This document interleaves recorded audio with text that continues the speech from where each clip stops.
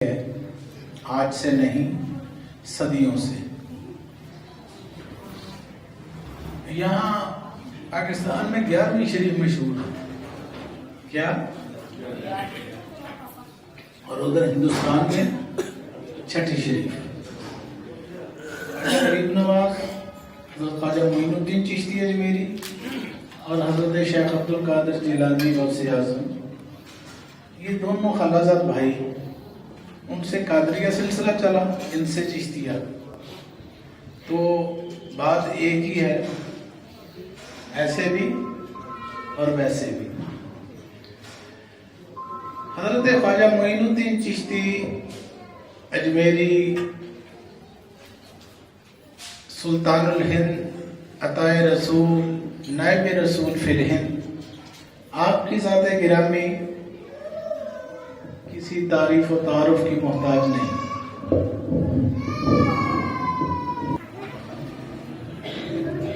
نہ یہاں صحابہ آئے، تو سوال یہ پیدا ہوتا ہے کہ یہاں اسلام کیسے آ گیا؟ اسلام تو ادھر آیا تھا عرب کے اندر، مکہ مدینے میں۔ تو تاریخ ہمیں یہ بتاتی ہے کہ برصغیر پاک و ہند کے اندر اسلام اولیاء اکرام بزرگان دین کی کوششوں سے، محنتوں سے، یہ خطہ جو کفرستان تھا وہ اسلام کا گہوارہ بن گیا۔ آج کے مسلمان مندروں میں مورتیوں کے سامنے بیٹھے ہوئے ڈھولکیاں بجا رہے ہوتے، بھجن گا رہے ہوتے، یہ فیضان ہے اولیاء اکرام کا کہ ایمان کی روشنی سے ان کو منور کر دیا۔ آج 800 سال گزر گئے، حضور خواجہ خواجگان خواجہ معین الدین چشتی اجمیری، آپ کی ذات گرامی وہ ذات ہے جن کو رسول اللہ صلی اللہ علیہ وسلم نے نائب رسول بنا کے ہندوستان میں بھیجا، اپنا نائب، اپنا اسسٹنٹ۔ تو نائب رسول جو ہوتا ہے اس کے پاس رسول کی پاوریں ہوتی ہیں۔ پیر و مرشد کے ساتھ خانہ کعبہ پہ حاضر ہوئے حضرت خواجہ عثمان ہارونی کے ساتھ۔ پیر و مرشد نے کہا کہ یا اللہ، دعا فرمائی کہ میں معین الدین سے راضی ہوا، میں معین الدین سے خوش ہو گیا، تو بھی خوش ہو جا۔ یہ خانہ کعبہ کی بات ہے۔ حضرت خواجہ عثمان ہارونی جو تھے انہوں نے حج متعدد بار کیے ہوئے تھے، حج بہت کرتے تھے۔ تو خواجہ معین الدین چشتی نے اپنے پیر و مرشد کے ساتھ نہ صرف کئی حج کیے بلکہ پیر و مرشد کو اپنے کندھوں پر بٹھا کر کئی حج کروائے۔ تو یہ ہے وہ پیر و مرشد کی عطا۔ بلکہ حضرت عثمان ہارونی کا مزار اقدس مکہ معظمہ میں ہے، خانہ کعبہ کے پاس ہی ہے۔ ان باتوں کا لوگوں کو علم نہیں۔ آپ چشتیہ سلسلے سے وابستہ ہیں، چشتی ہیں، تو آپ کو تو پتہ ہونا چاہیے۔ حضرت خواجہ معین الدین چشتی اجمیری جو ہمارے سلسلے کے سرتاج ہیں، جد امجد ہیں، بانی مبانی ہیں، ان کے پیر و مرشد کا مزار مبارک کہاں ہے؟ مکہ معظمہ میں۔ یعنی ساری دنیا کا کعبہ جس طرف ہے، خواجہ معین الدین کا کعبہ بھی ادھر ہی ہے، ایسے بھی اور ویسے بھی۔ تو بات یہی ہے، در مرشد دا خانہ کعبہ، تو در مرشد دا خانہ کعبہ بھی ادھر کوئی ہے ان کا، اور مسلمانی کے عقیدے کا خانہ کعبہ بھی ادھر ہی ہے۔ یہ ڈھول والا ہمیں نظر آ رہا ہے، سب کو ڈھول والا نظر آ رہا ہے، اس کو کہیں کہ ہماری نظر میں ہو، اب اس کو چھیڑے نا، آپ کی باری پہ ہو جائے گا سب کچھ۔ چند منٹوں کی بات ہے، خاموشی ہو، توجہ ہو تو بات کرنے کا، سننے کا، سمجھنے کا بھی موقع ملتا ہے۔ کیا بات ہو رہی تھی؟ ہاں، خانہ کعبہ پہ حاضری ہوئی تو کہا کہ اللہ تو بھی اس سے معین الدین سے راضی ہو جا۔ آواز آئی، ہم نے معین الدین کو قبول کیا۔ غیب سے ندا آئی، مانگو کیا مانگتے؟ خواجہ صاحب نے عرض کی کہ میں صرف یہ میری دعا ہے کہ جو بھی میرے سلسلہ میں داخل ہو وہ جنت میں جائے، جو بھی مرید ہو۔ تو آواز آئی، معین الدین تمہاری یہ بھی دعا قبول ہوئی، اور مانگو کیا مانگتے ہیں؟ اسی لیے کہا جاتا ہے چشت اہل بہشت، جو بھی چشتی ہے وہ بہشتی ہے، مگر شرط ہے کہ وہ چشتی ہو۔ شرط کیا ہے؟ چشتی ہو۔ خواجہ معین الدین بھی چشتی اور ہم بھی چشتی، فرق زمین و آسمان کا ہے۔ ہم نام کے چشتی ہیں، وہ حقیقت میں چشتی تھی۔ تو حقیقت میں چشتی بننے کی کوشش کرنی ہے، تعلیمات کو سمجھنا ہے۔ اولیاء اکرام بزرگان دین نے، ہمارے اسلاف نے جو بتایا ہے، بابا فرید الدین گنج شکر بھی چشتی، خواجہ نظام الدین اولیاء بھی چشتی، میں بھی چشتی، تو بھی چشتی، سارے ہی چشتی، سارے بہشتی۔ نہیں، اس بات کو سمجھنا پڑے گا کہ یہ کیسے ہے۔ تو پھر مدینہ منورہ حاضری ہوئی، فرمایا معین الدین بارگاہ رسالت مآب میں سلام پیش کرو۔ آپ نے کہا السلام علیکم یا رسول اللہ، مزار اقدس پر روضہ رسول پہ حاضری دے کر آواز آئی وعلیکم السلام یا قطب المشائخ سلطان بحر بر، کہ اے تمام مشائخ کے کتب، سب کے سردار، تم پر بھی سلامتی ہو، رحمتیں ہوں۔ معین الدین، ہم نے تمہیں ہندوستان کی ولایت عطا فرمائی، جاؤ ہندوستان میں اسلام کا بول بالا کرو۔ خواجہ صاحب تشریف لیا ہے تو لاہور میں حضرت داتا گنج بخش علی حجویری رحمۃ اللہ علیہ کا مزار اقدس تھا، گمنام تھا، دنیا کو علم نہیں تھا کہ اس مزار کی اہمیت کیا ہے، فضیلت کیا ہے۔ سوال یہ پیدا ہوتا ہے کہ ایک انسان جس کو رسول اللہ صلی اللہ علیہ وسلم بھیجیں کہ جاؤ ہندوستان میں کفر و شرک کو مٹا دو، کفر کا خاتمہ کرو، شرک کا خاتمہ کرو، اسلام کو پھیلاؤ، اور وہ آ کر ایک قبر پر بیٹھ جائے، وٹ از دس؟ اس کا مطلب ہے وہ ہم سے زیادہ اسلام کو سمجھنے والے تھے، ان سے زیادہ دین کو کوئی سمجھنے والا نہیں، قرآن کو، حدیث کو۔ ان کا تو نام ہی معین الدین ہے، دین کے مددگار، دین کے معین۔ 40 دن چلہ کیا، کہاں؟ داتا دربار، آج بھی موجود ہے وہ، آپ کی جگہ اعتکاف کی، چلہ خواجہ معین الدین چشتی داتا صاحب کے قدموں کی طرف۔ تو 40 دن کے بعد آپ نے جب اعتکاف ختم کیا تو وہ شعر آپ نے لکھا جو آج بھی زبان زد عام ہے، گنج بخش فیض عالم مظہر نور خدا، ناقصاں را پیر کامل کامل آرا رہنما، کہ لوگوں اس کو مٹی کی قبر نہ سمجھ لینا، یہ تو خدا کے نور کا مظہر ہے، یہ مظہر نور خدا ہے۔ ناقصوں کے لیے کامل پیر ہیں اور جو کامل ہیں ان کے بھی رہنما ہیں۔ میں معین الدین چشتی اجمیری بتا رہا ہوں، نائب رسول کسی عام بندے کی بات نہیں ہے، کہ یہ مظہر نور خدا ہے۔ اب یہاں ایک نکتہ اور ہے کہ داتا گنج بخش علی حجویری کو وصال فرمائے، وفات کیے ہوئے دنیا سے 250-300 سال کا عرصہ گزر چکا تھا۔ کتنا عرصہ؟ 250-300 سال۔ تو داتا صاحب تو وہاں موجود نہیں تھے، سامنے بیٹھے ہوئے۔ تو یہ جو بات کہی جا رہی ہے یہ کس کے بارے میں کہی جا رہی ہے؟ گنج بخش فیض عالم، کہ یہ فیض کے خزانے لٹانے والے ہیں، مظہر نور خدا، خدا کے نور کا مظہر۔ اچھا، دنیا کو وہ اہمیت بتائی کہ یہ مزار جو ہے یہ مرکز انوار و تجلیات ہے، فیوز و برکات کا سرچشمہ ہے، یہاں سے فیض لیتے رہنا۔ میں جا رہا ہوں اجمیر، میں جا رہا ہوں اجمیر، لیکن گھبرانے کی ضرورت نہیں، یہاں لاہور میں موجود ہیں داتا حجویر، سید حجویر مخدوم امم۔ علامہ اقبال فرماتے ہیں مرکز یو پیر سنجر حرم، کہ حضرت داتا گنج بخش علی حجویری جو ہیں یہ امت کے مخدوم ہیں، سید حجویر مخدوم امم، امت محمدیہ کے مرکز یو پیر سنجر حرم، کہ جن کا مزار اقدس خواجہ معین الدین چشتی کو حرم کی طرح عزیز ہے۔ اب یہ باتیں وہ ہیں جو ہمیں سمجھنی چاہیے، کیونکہ ہم اہل نسبت ہیں، اہل طریقت ہیں، اہل محبت ہیں، اولیاء کرام سے تعلق ہے ہمارا۔ لوگ سوال کرتے ہیں، ہمیں آگے سے جواب ہی نہیں آتا، منہ دیکھتے رہ جاتے ہیں، اگلا 4 حدیثیں سناتا ہے، 4 آیتیں سناتا ہے اور آپ کو لاجواب کر دیتا ہے۔ تو آپ کو علم حاصل ہونا چاہیے۔ داتا صاحب کی مشہور زمانہ کتاب کا نام کیا ہے؟ کشف المحجوب۔ یہ کس کس نے پڑھی ہوئی ہے؟ ہاتھ کھڑا کریں. ایک بھی ہاتھ نہیں کھڑا ہوا پوری محفل میں. آپ اندازہ لگا لیں علم دوستی کا فقدان ہے. یہ المیہ ہے بہت بڑا کہ ہمیں علم سے شغف نہیں، رسول اللہ کی بات کا کوئی پاس ہی نہیں. فرمایا ماں کی گود سے لے کر قبر کی لحد تک علم حاصل کرو، علم حاصل کرو. اطلبوا العلم من المهد الى اللحد، حدیث رسول صلی اللہ علیہ وسلم. تو اس پر عمل کب کرنا ہے؟ مرنے کے بعد کہ پہلے؟ پھر فرمایا اطلبوا العلم ولو كان بالسین، علم حاصل کرو خواہ تمہیں چین جانا پڑے.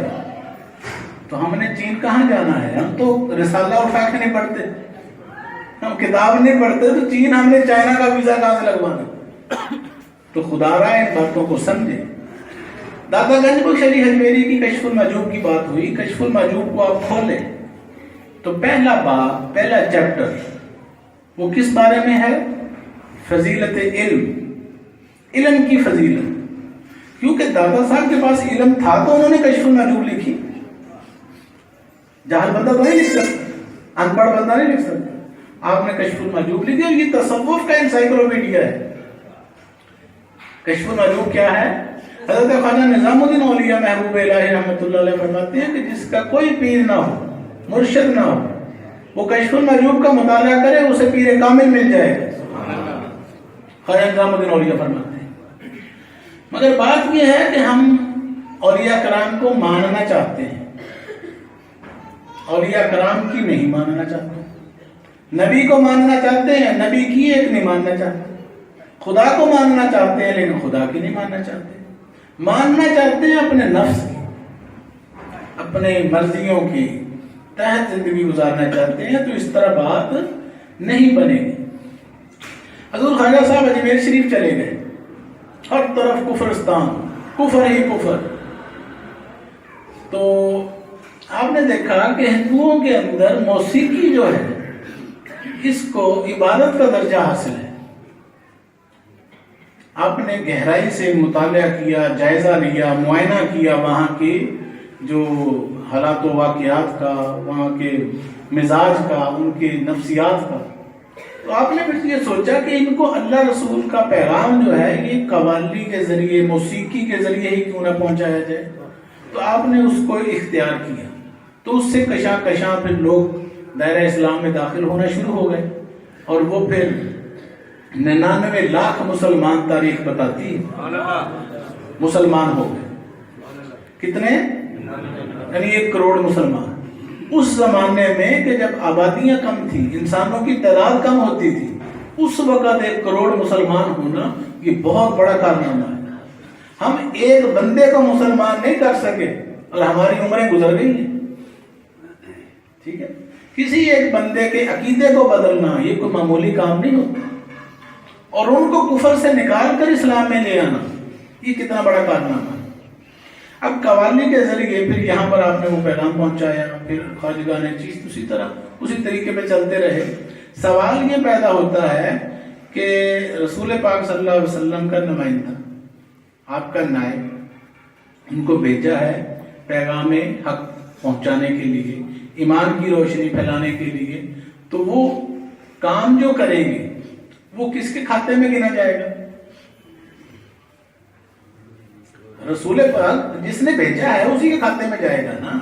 ملک میں صدر نہیں ہے تو کیا مقام صدر، یہاں نبی نہیں ہے تو نائب رسول، رسول نہیں ہے تو نائب رسول. تو پھر آپ نے نبی پاک صلی اللہ علیہ وسلم سے روحانی طور پر رابطہ کیا کہ یا رسول اللہ یہاں کے لوگ موسیقی کے دلدادہ ہیں. تو میرے ذہن میں یہ اسٹریٹجی آئی ہے کہ کیوں نہ ان کو اللہ رسول کا پیغام، دین حق کی تعلیمات وہ موسیقی کے ذریعے پہنچائی جائے. نبی پاک صلی اللہ علیہ وسلم نے پرمیشن عطا فرمائی. تو پھر کیا ہوا؟ قوالی کیا ہے؟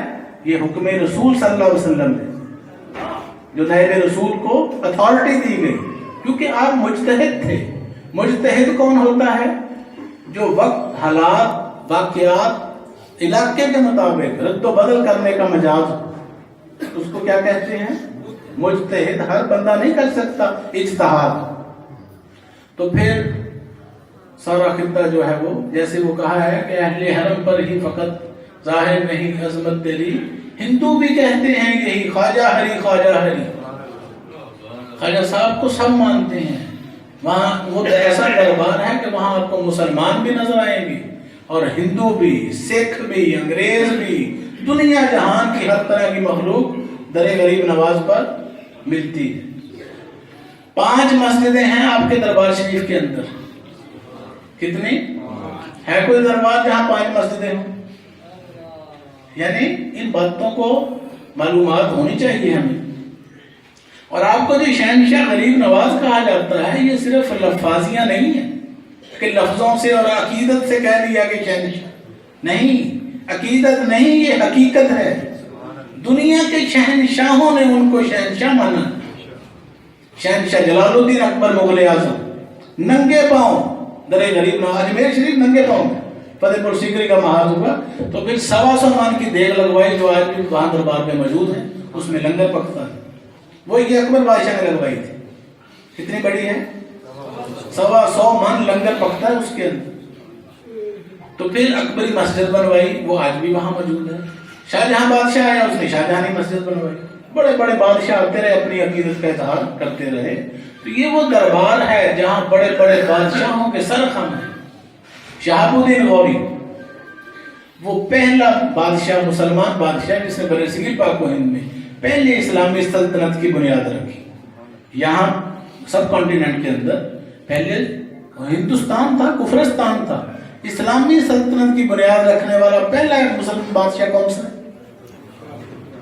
شہاب الدین غوری پلس چشتی. شہاب الدین غوری کیا ہے؟ چشتی. خواجہ معین الدین چشتی کے ہاتھ پر بیعت پڑی ہے، مرید ہے، آپ کا پیر بھائی ہے. آپ کا پیر بھائی ہے. پرتھوی راج کو شکست فاش دی. ہندوستان نے میزائل بنایا تو اس کا نام کیا رکھا؟ پرتھوی میزائل. تو جواباً پاکستان نے جب بنایا تو نام کیا رکھا؟ غوری میزائل. وہ تاریخ دہرا دی کہ غوری نے پرتھوی کو شکست دی تھی. ٹھیک ہے.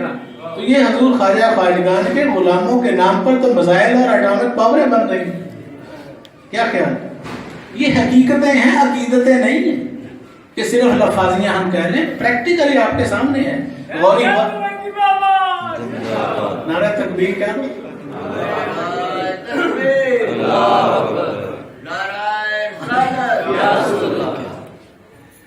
نعرہ رسالت، نعرہ حیدری، نعرہ غوثیہ، نعرہ چشتیہ یا غریب نواز.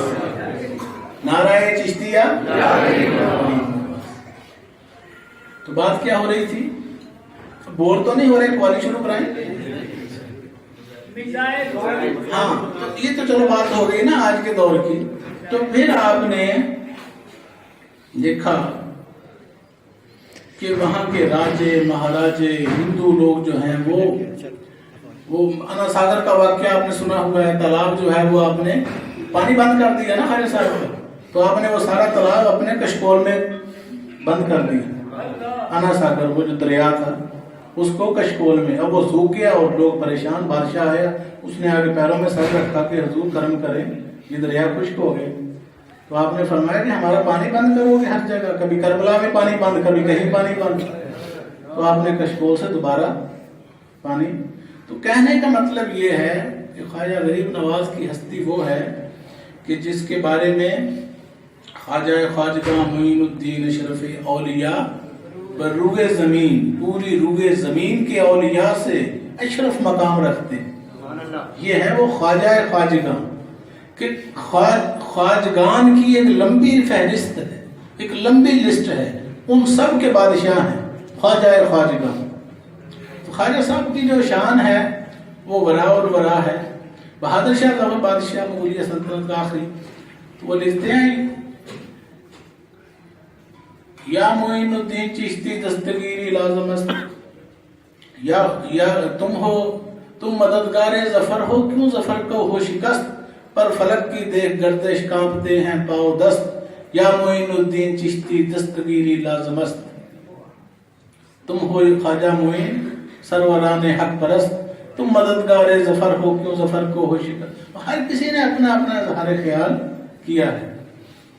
تو آپ کے پھر آگے خلیفہ خواجہ قطب الدین بختیار کاکی، ان کے بعد پھر ان کے خلیفہ بابا فرید الدین گنج شکر۔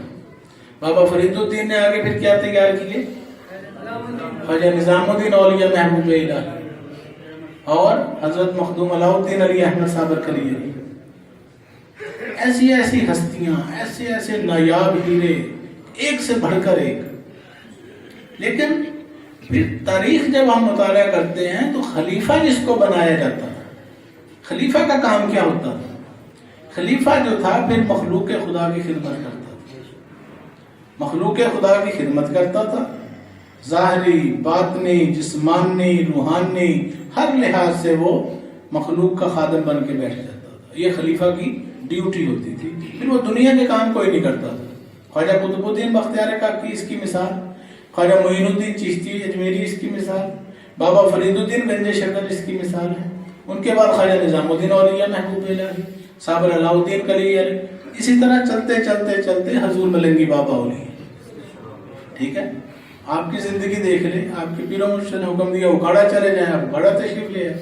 تو خلیفہ جو ہوتا ہے وہ پھر وقف کر دیتا ہے خود کو پیر و مرشد کے مشن کے لیے۔ نبی پاک صلی اللہ علیہ وسلم کے بعد ان کے خلیفہ کون سا؟ حضرت سیدنا ابوبکر صدیق۔ آپ وہ ادھر کپڑوں کے تھان رکھے ہوئے ہیں تو جا رہے ہیں، تو سیدنا عمر فاروق رضی اللہ تعالیٰ عنہ کہا یا امیر المومنین کہاں جا رہے ہیں؟ انہوں نے کہا میں اپنے کام پہ جا رہا ہوں، کیونکہ رزق حلال کے لیے حکم ہے تو اس کے لیے۔ تو انہوں نے فرمایا کہ یا امیر المومنین، آپ امیر المومنین ہیں، یہ کام اب آپ کے نہیں، آپ گدی پہ تشریف فرما ہوگا، رسول کا مسلح ہے آپ کا، آپ اس پر بیٹھیں، آپ کی خدمت پوری امت کے ذمہ فرض ہے، یہ کام آپ کا نہیں ہے، آپ نے امت کی رہنمائی فرمانی ہے۔ تو یہ جو خلفاء کا سلسلہ یہ ایسے ہی پھر چلتا آیا ہے۔ تو طریقت بجز خدمت خلق نیست، نہ تسبیح و سجادہ و دلک نیست۔ طریقت ساری کی ساری خدمت خلق کا نام ہے، مخلوق خدا کی خدمت کا نام طریقت ہے۔ طریقت کا تعلق نہ کینٹھوں سے ہے، نہ منکوں سے ہے، نہ انگوٹھیوں سے ہے، نہ بالوں سے ہے، نہ پٹوں سے ہے۔ فقیری کا تعلق صفائی قلب و باطن، حضور ملنگی بابا سرکار فرماتے ہیں دل کی صفائی یہ مقصود ہے، انگوٹھیوں سے دل کی صفائی نہیں ہوتی، تسبیحیں گلے میں ڈال لیں دل کی صفائی نہیں ہوگی، پگڑ باندھ لیں سر پہ نہیں ہوگی، بال رکھ لیں، جو کچھ مرضی کر لیں، کڑے ڈال لیں، لمبے لمبے بال رکھ لیں، چولے پہن لیں رنگ برنگے، اس سے فقر و درویشی کا کوئی تعلق ہی نہیں۔ یہ حضور ملنگی بابا سرکار کی جبی مبارک آپ کے سامنے ہے۔ کوئی کینٹھے نظر آ رہے ہیں، کوئی منکے نظر آ رہے ہیں، کوئی لمبے لمبے ناخن نظر آ رہے ہیں، کوئی کام بتائیں جو خلاف شرع ہو۔ تو مطلب کیا ہے کہ طبیعت میں فقیری ہے مگر ہیں ٹھاٹ شاہان۔ فقیری کا تعلق صفائی قلب و باطن سے ہے، یہ حلیے سے نہیں ہے۔ تو جب قلب صاف ہو گیا تو سارے معاملات درست ہو جاتے ہیں۔ نہ تسبیح و سجادہ و دلک نیست، خدمت خلق یہ ہے سب سے اہم بات۔ تو اولیاء اکرام بزرگان دین کی خانقاہیں آج سے نہیں 1400 سال سے مخلوق خدا کے لیے روحانی فیضان کے سرچشمے ہیں، ہمیشہ سے جاری ہیں، ہمیشہ رہیں گے۔ تو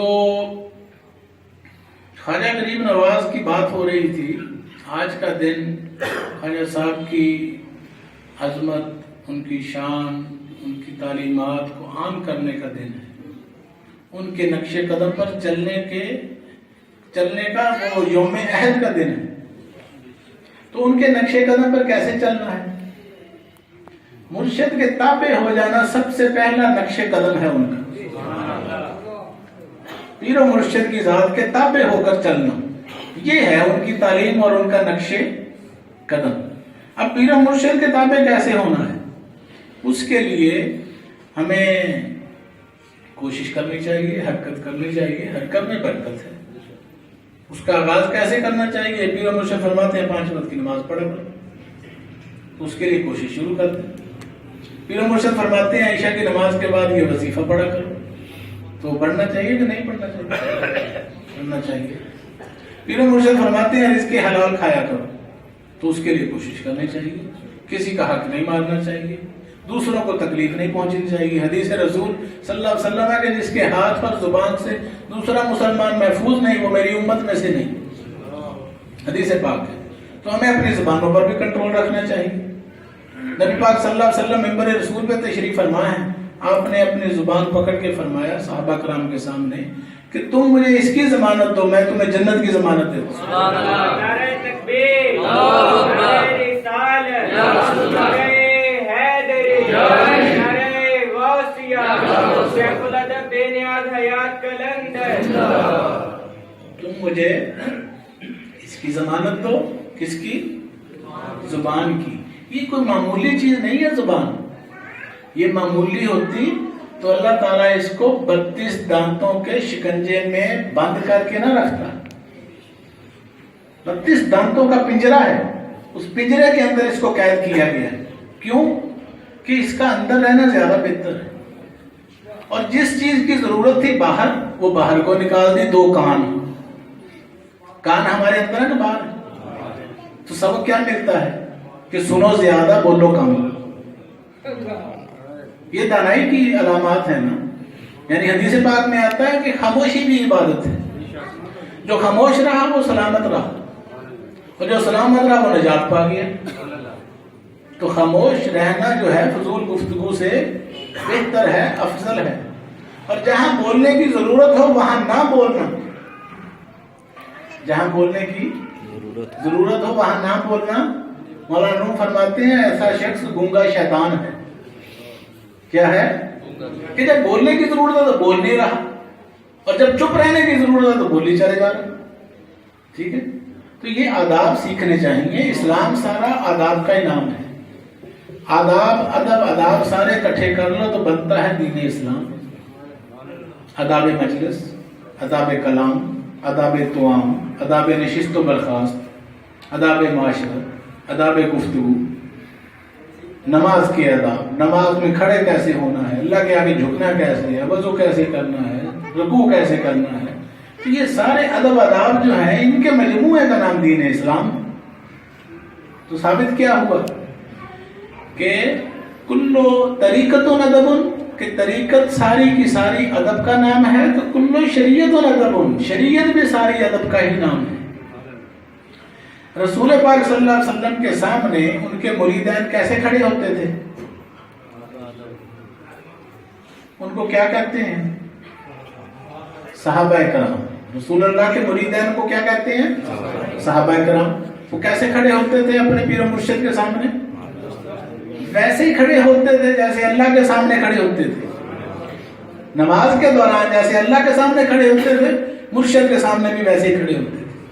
ٹھیک، پیر و مرشد کے سامنے بیٹھتے کیسے تھے؟ جیسے اللہ کے سامنے تحیات میں بیٹھتے تھے۔ تو یہ وہی طریقے چلے آ رہے ہیں 1400 سال سے آج تک۔ یہ آپ لوگ ہیں، ہم ادب اداب کرتے ہیں کہ ہمیں طریقے صحابہ کرام نے سکھائے ہیں، جو ہمیں کڑی در کڑی، پشت در پشت آج تک پہنچے ہیں۔ تو کیوں؟ اس لیے کہ بادب بانصیب، بے ادب بے نصیب۔ ادب پہلا کرینہ ہے محبت کے کرینوں میں۔ تو آپ ہمیشہ ایک بات ذہن میں رکھیں کہ آپ صراط مستقیم پر ہیں۔ کیا؟ اس یقین کو عقیدے کے اندر ایمان کے ساتھ مضبوطی سے دلوں میں بٹھا لیں کہ ہم صراط مستقیم پر ہیں، راہ حق پر ہیں، ہم اس طریقے پر چل رہے ہیں جس طریقے پر اولیاء کاملین بزرگان دین۔ یہ ہستیاں دین سے جدا نہیں اور دین ان سے جدا نہیں، ان کے تو نام جو ہیں وہ دین سے جدا نہیں۔ حضور غوث اعظم محی الدین، دین کو زندہ کرنے والے۔ خواجہ غریب نواز کا نام کیا؟ خواجہ معین الدین، دین کے مددگار و معاون۔ ان کے آگے خلیفہ خواجہ قطب الدین، آگے ان کے خلیفہ بابا فرید الدین، پھر خواجہ نظام الدین، دین کا نظام درست کرنے والے، پھر خواجہ علاء الدین سابرپیہ کلیے، پھر خواجہ نصیر الدین، حضرت کمال الدین، خواجہ فخر الدین، اور چلتے چلتے ہمارا شجرہ پہنچتا ہے حضور ملنگی بابا خواجہ محمد تو یہ سارا سلسلہ ہی ہے بزرگان دین. یہ جانتے ہیں دین ہوتا کیا ہے, یہ ہے بزرگان دین, اور اللہ ہے مالک یوم الدین. ایاک نعبد و ایاک نستعین.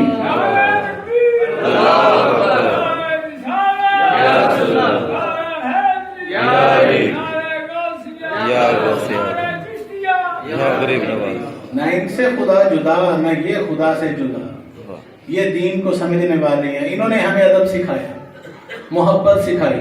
سعودی عرب میں جا کر دیکھیں آپ کو پتہ چل جائے گا کہ جو دین اولیاء کرام نے سکھایا وہ کیسا ہے, اور وہاں والا جو ہے وہ بھی آپ دیکھ لیں جا کے. ایک ہاتھ میں قرآن ہوتا ہے, اسی ہاتھ میں جوتا ہوتا ہے کہ نہیں؟ نیچے زمین پر وہاں قرآن پڑھے ہم نے دیکھے ہیں مسجد نبوی میں حرم شریف کے اندر. ایسے ہے کہ نہیں؟ تو ادب جو ہے وہ اللہ والوں نے سکھایا ہے. ادھر سے جو جائیں گے ان کو دیکھیں, ان کے طریقے ادب والے ہوں گے. ایسا ہے کہ نہیں؟ تو عرب والوں کو دیکھیں پرلے درجے کے آپ کو بدتمیز نظر آئیں گے, بے ادب, گستاخ, اور ان کی بد اخلاقی جو ہے وہ عیاں ہوگی ان کی گفتگو سے. ایسا ہے.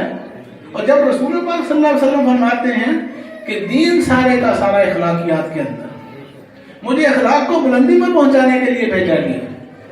صحابہ کرام فرماتے ہیں ہم نے نبی پاک صلی اللہ علیہ وسلم سے زیادہ مسکراتا چہرہ دنیا میں کوئی نہیں دیکھا.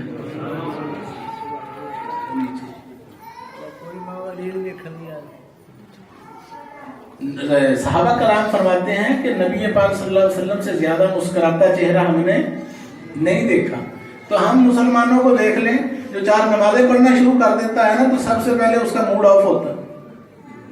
وہ ایسے ہوتا ہے کہ کسی سے ہم کلام ہی نہیں ہونا, اور ایسے ہے کہ جیسے یہ صدیوں سے رسا ہوا ہے. کیا ہے؟ رسا ہوا ہے, اردو میں کہتے ہیں روٹھا ہوا ہے, کہ اسے غصہ چڑھا ہوا ہے, پتہ نہیں کس بات کا. وجہ کیا ہے؟ دین کو سمجھا نہیں, صرف نمازیں پڑھنی سیکھ لی, اوپر نیچے ہونا سیکھا ہے. ابھی تو دین کے عرف کا بھی نہیں پتہ چلا. تو ان باتوں کو سیکھیں. حدیث رسول صلی اللہ علیہ وسلم میں ایک مسلمان کا دوسرے کو دیکھ کر مسکرا دینا بھی صدقہ جاریہ ہے. تو اس حدیث پر بھی عمل کیا کریں. رسول پاک صحابہ کرام جو فرما رہے ہیں کہ نبی پاک کو ہم دیکھتے تھے تو ہمارا دل خوش ہو جاتا تھا, ہماری بھوک ختم ہو جاتی تھی. بھوک لگی ہوتی تھی, حضور کے چہرے کو دیکھتے تھے تو سکون آ جاتا تھا, دنیا بھول جاتی تھی. حضور ملنگی بابا سرکار کو دیکھیں, کیوں دیکھ بھائی ایسے بھی حضور کا چہرہ انور دیکھتے ہی ساری رات لوگ بیٹھے ہوتے تھے. ٹائم کا نہیں پتہ چلتا تھا, کسی کو نہیں پتا ہوتا تھا گھڑی کہاں ہے, کلاک کدھر ہے, ٹائم پیس کدھر ہے. آپ گفتگو فرما رہے ہیں, لوگ ہمتن گوش ہیں, آپ ارشاد فرماتے تھے کہ ٹائم کیا ہو گیا, گھڑی کی طرف دیکھتے, بابا 2 بجے. بابا فرمایا چلو بھی دعا کرو, دعا خیر کرتے تھے, چلو بھی سب کو اجازت ہے صبح کام بھی کرنے. یعنی اس طرح جیسے کہ صحابہ کرام کا رسول پاک کے سامنے وہ مناظر ہم نے حضور ملنگی بابا سرکار کی بارگاہ میں آنکھوں سے دیکھی نہیں, رسول لکھے لکھائے الفاظ پڑھے ہیں. یہ باتیں وہ ہیں جو ہم نے چشم دید آنکھوں دیکھے, ہم خود گواہ ہیں. کیا خیال, وہ نقشہ تازہ ہو جاتا تھا, تاریخ اسلام زندہ ہوتی تھی, اور پتہ چلتا تھا کہ واقعی یہ تو وہی نقشہ ہے. تیری صورت, تیری سیرت, تیرا نقشہ, تیرا جلوہ, تبسم, گفتگو, بندہ نوازی, خندہ پیشہ. تو یہ معاملات حضور ملنگی بابا سرکار ایک پورا نظام دے کر گئے, ایک پوری فلسفی دے کر گئے, سلسلے کو سب کچھ سکھا کر گئے, سمجھا کر گئے, اپنے سامنے اس کو پروان چڑھتا ہوا دے کر نہ گئے. کوئی سوال ایسا نہیں. برٹش گورنمنٹ کا زمانہ تھا کہ میں سنتی ہوں یہ اجمیر شریف کا بڑا ذکر ہے, یہ کیا معاملہ ہے؟ What is Ajmer?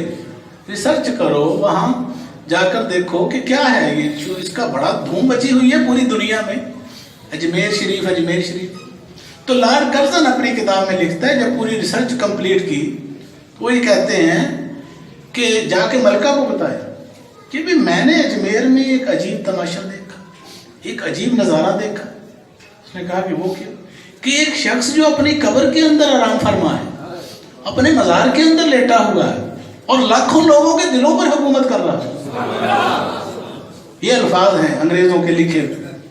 تو کیا مسئلہ ہے؟ یہ خدائی طاقت ہے جو مخلوق کو کھینچتی ہے. خواجہ صاحب کو دنیا سے تشریف لے گئے ہوئے 8 صدیاں گزر گئی. کتنے سال ہو گئے؟ 800 سال. اور آج ہم ان کی یاد میں یہاں بیٹھے ہوئے. کن کی یاد میں؟ جن کو کبھی دیکھا ہی نہیں. کن کی یاد میں جن سے کبھی ملاقات نہیں ہوئی. کن کی یاد میں جن سے کبھی گفتگو نہیں ہوئی. تو یہ اللہ کا وعدہ ہے، فَاذْكُرُونِي أَذْكُرْكُمْ وَاشْكُرُوا لِي وَلَا تَكْفُرُونَ. تم میرا ذکر کرو، میں تمہارے چرچے کروں گا، میں تمہارے ڈنکے بجاؤں گا، مخلوق کے دلوں کے اندر تمہاری محبت بھر دوں گا.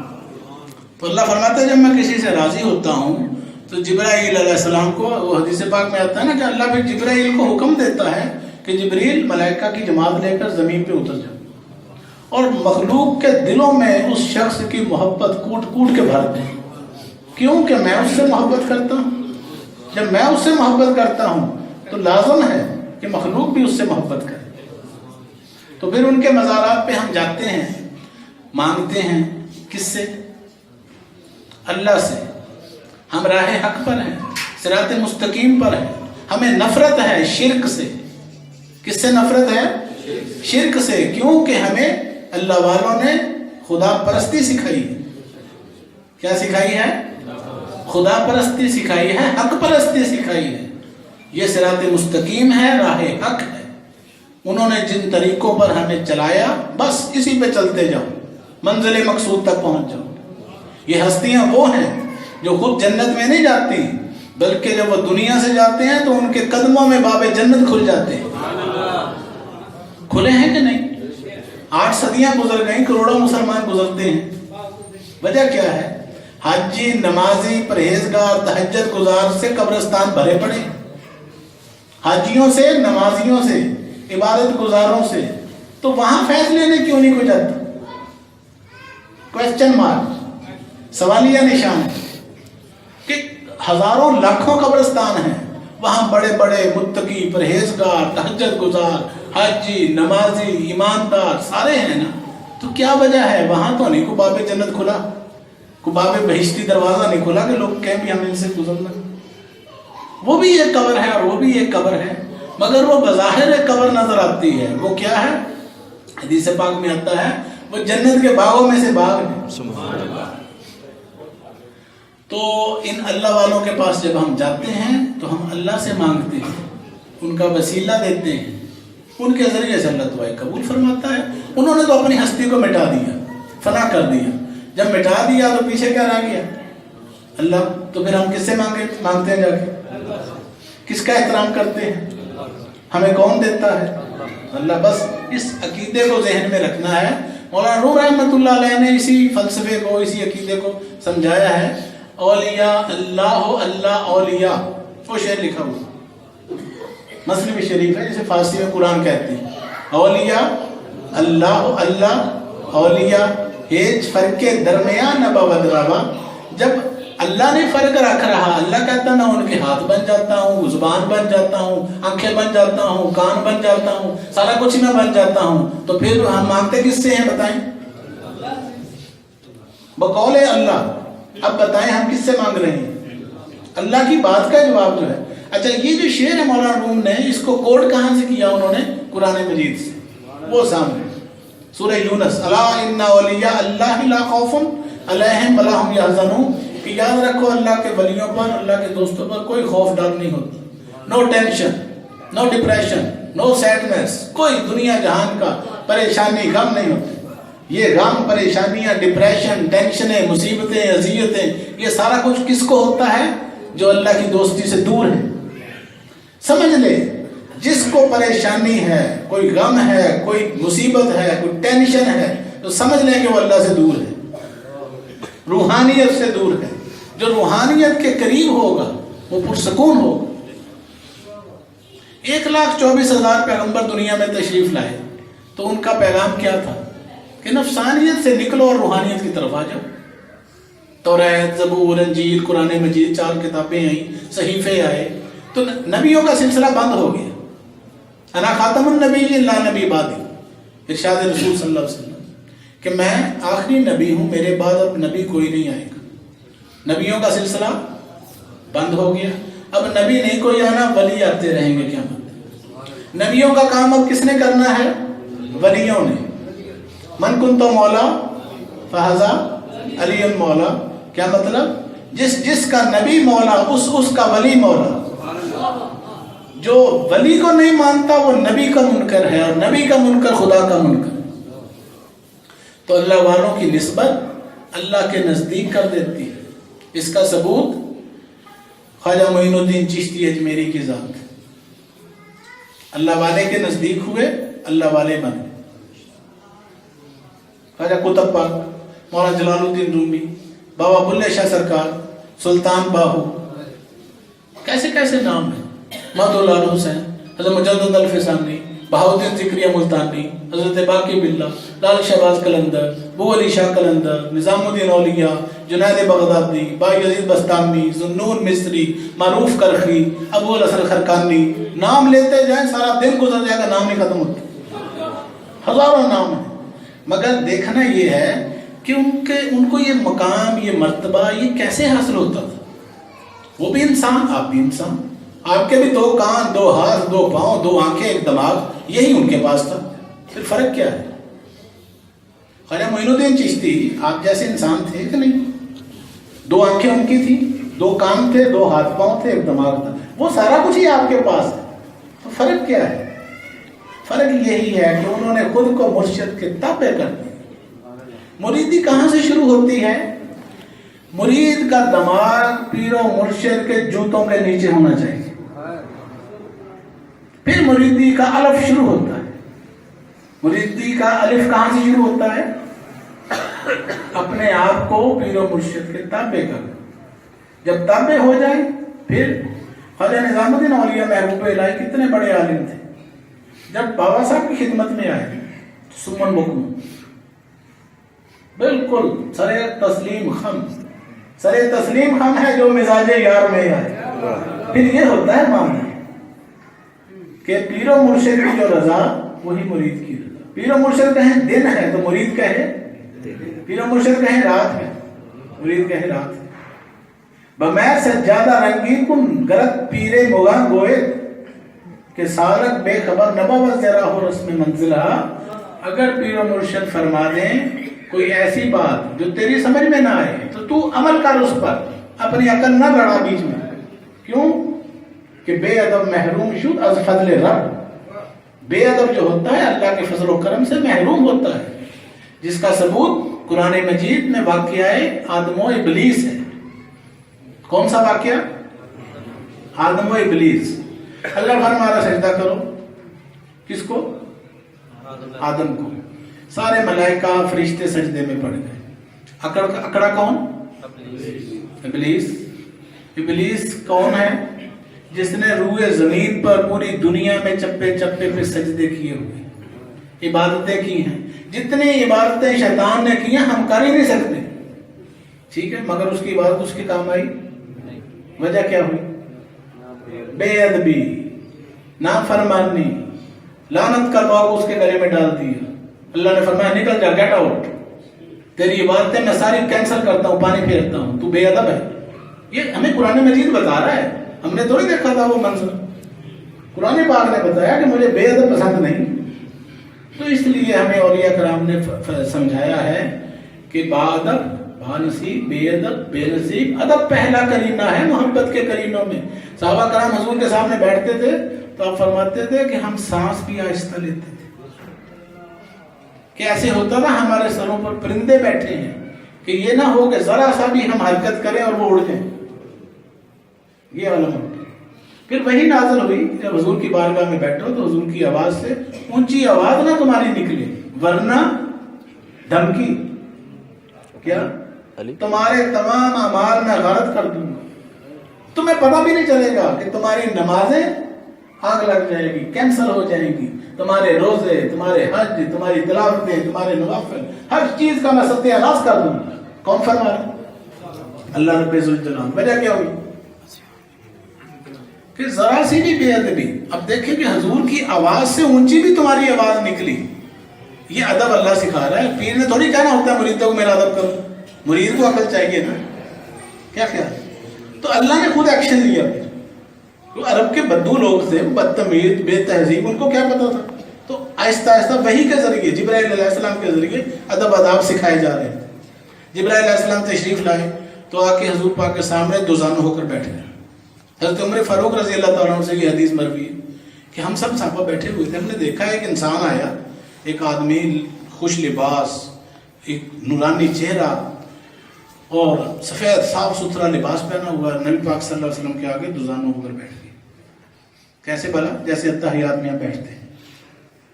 وہ حضور سے اس نے ڈائیلاگ شروع کر دیا، مکالمہ شروع کر دیا، سوال جواب۔ اس میں ایک سوال یہ تھا، اسے حدیث جبریل کہتے ہیں، سوال یہ تھا کہ بندہ اللہ کی عبادت کیسے کرے؟ تو حضور نے فرمایا کہ عبادت اس طرح کرے کہ یہ سمجھے کہ میں اللہ کو دیکھ رہا ہوں، اور اگر یہ نہیں تو یہ سمجھے کہ اللہ مجھے دیکھ رہا ہے۔ ٹھیک ہے، اب یہ ڈائیلاگ ہو رہا ہے اور اس کے ذریعے ادب آداب بھی سکھائے جا رہے ہیں کہ سب سے پہلے آنا کیسے ہے، بیٹھنا کیسے ہے، ملنا کیسے ہے۔